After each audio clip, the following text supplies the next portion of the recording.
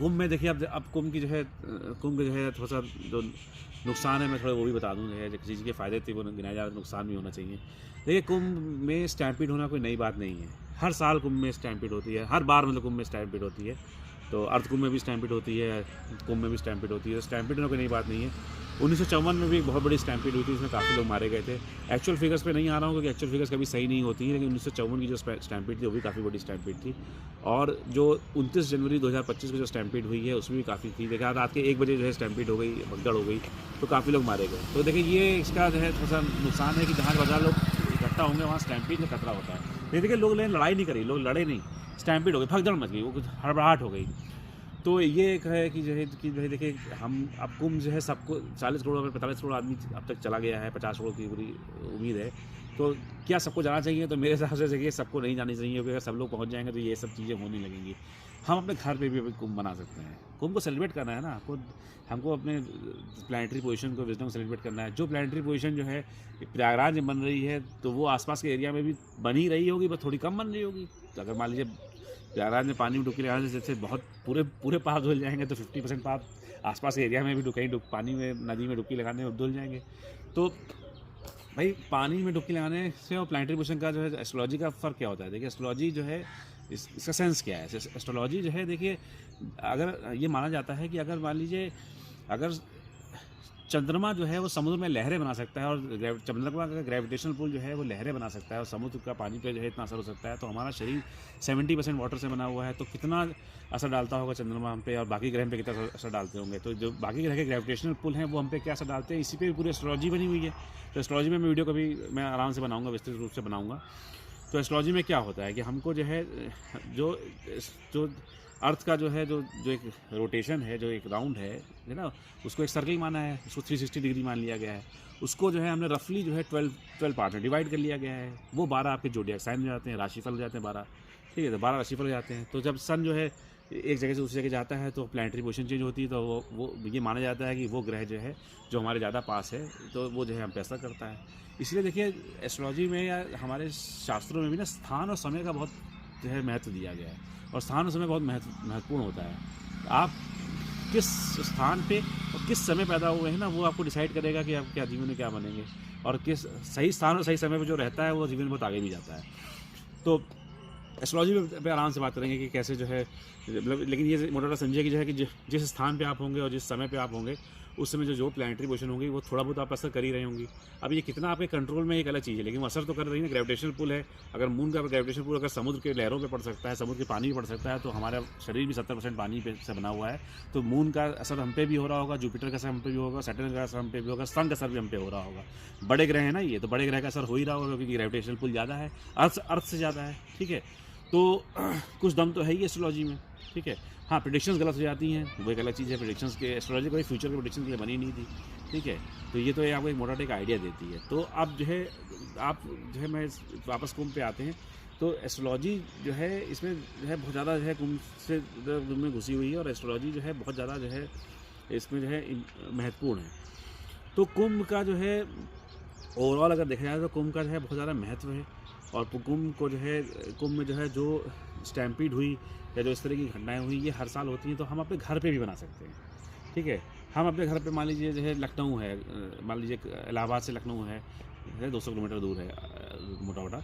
तो जो है हम अगर यहाँ भी बैठ के भी कुंभ मना लें, यहाँ भी डुबकी लगा लें, यहाँ भी हम अगर हम छत पे चले जाएँ, या जैसे यहाँ पे गोमती रिवर है वहाँ पे अगर डुबकी लगा लें, या तो हम पे भी वही असर होगा। कम होगा लेकिन होगा ज़रूर। 50% असर होगा, 50% पाप धुल जाएंगे। तो हमको अपने घर पे भी रह के भी ये सब चीज़ें सेलिब्रेट करनी चाहिए। हर आदमी को वहाँ जाने की जरूरत नहीं है, वहाँ स्टैम्पीड इस तरह की चीज़ें होती हैं।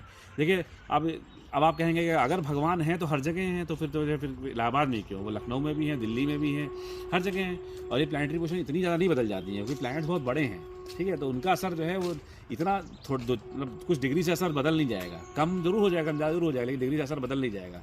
तो अगर भगवान है तो हर जगह है, तो वो हर जगह है तो भगवान है, तो उसके आसपास के एरिया में भी उसी प्लानिटरी पोजीशन पे ही भगवान है। तो थोड़ा कम पुण्य प्राप्त कर लीजिए, थोड़ा कम पाप धुल लीजिए, लेकिन कम से कम ये है कि सेफ रहिए।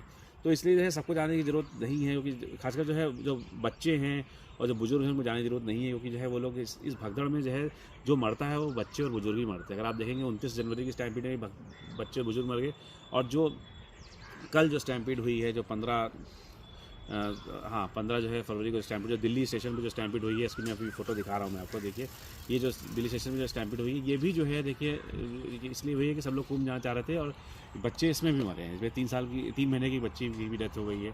और महिलाएँ, बच्चे और बुजुर्ग ही जो है किसी स्टैम्पिड में जो है सफ़र करते हैं, क्योंकि बेचारे इनकी स्ट्रेंथ कम होती है, तो ये जो नीचे गिर गया वो गिर जाता है, उसको लोग रोड में चले जाते हैं। ठीक है, तो आप जो है मतलब घर पे रहिए, बनाइए, सबको जाने की जरूरत नहीं है।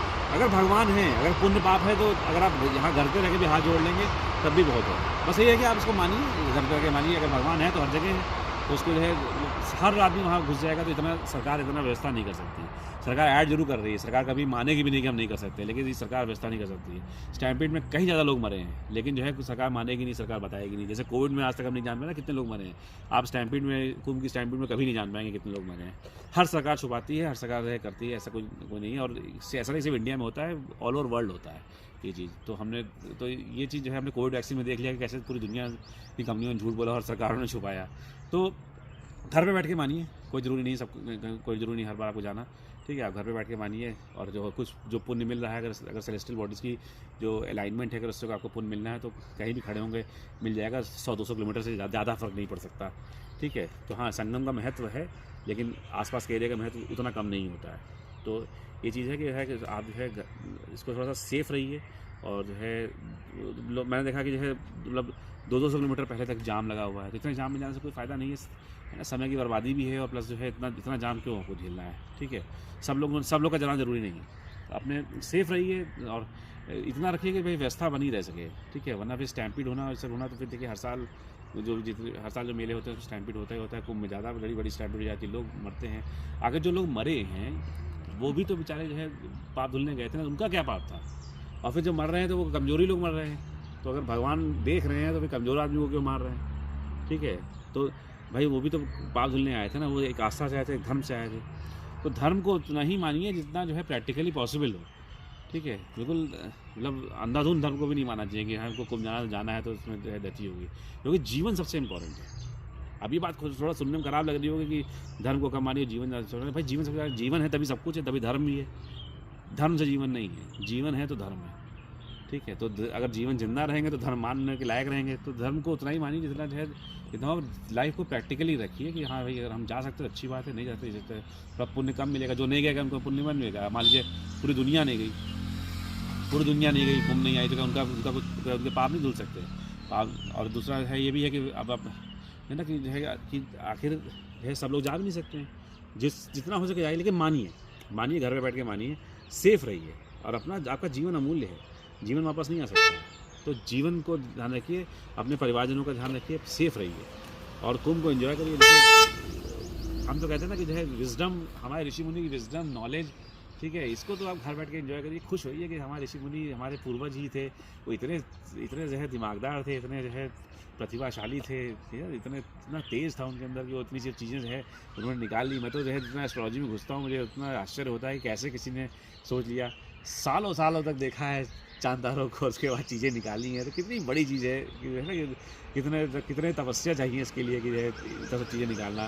प्लैनेटरी मोशन देखा होगा कि अरे यार ये देखो ये राशि, ये सन जब ऐसे इस कोने पे था तो ऐसा हुआ, जुपिटर इस कोने पे था तो ऐसा हुआ, तो किसी ने बैठे गणना करी होगी, वो फिर वो आदमी की जीवन छोटा पड़ गया होगा, उसने आगे जाके पास ऑन करी।